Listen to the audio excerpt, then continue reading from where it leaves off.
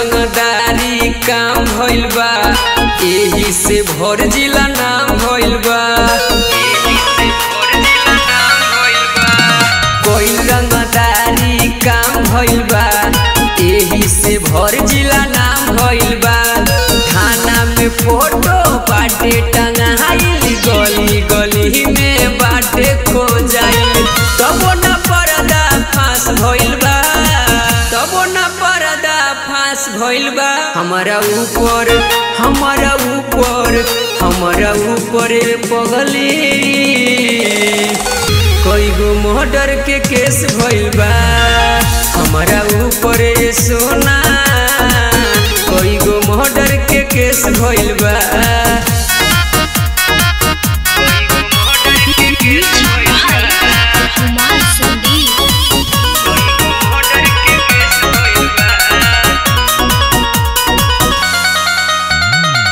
कौनो इलाका में कली है पाता, दिनों रात लेके घूमिला काटा। कुल्ही लफुआवन में है हम खास रे, नाम गिनाला हमार बदमाश में, नाम गिनाला हमार बदमाश में। कौनो इलाका में कली है पाता, दिनों रात लेके घूमिला काटा।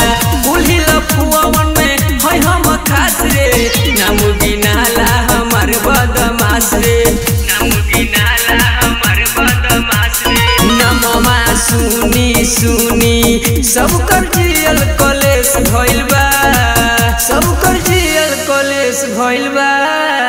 हमारा ऊपर हमारा ऊपर हमारा ऊपर रे पगली कई गो मर्डर के केस भइल बा।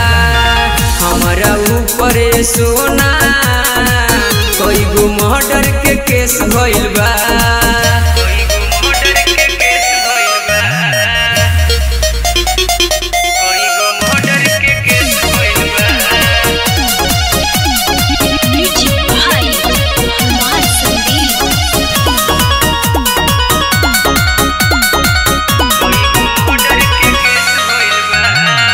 हमरा से दिल जदी तेहू लगैबी, सच कहतानी सोना बड़ी पछतैबी।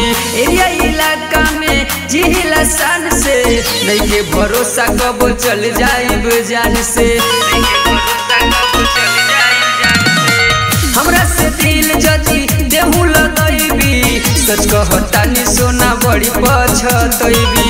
एरिया इलाका में जिहिला शान से, नइखे भरोसा कब चल जाइब जान से, नइखे भरोसा कब चल जाइब जान से। अरविंद निकास रंजित इनके मोनिस के मामला न पेश भइल बा, इनके मोनिस के मामला न पेश भइल बा।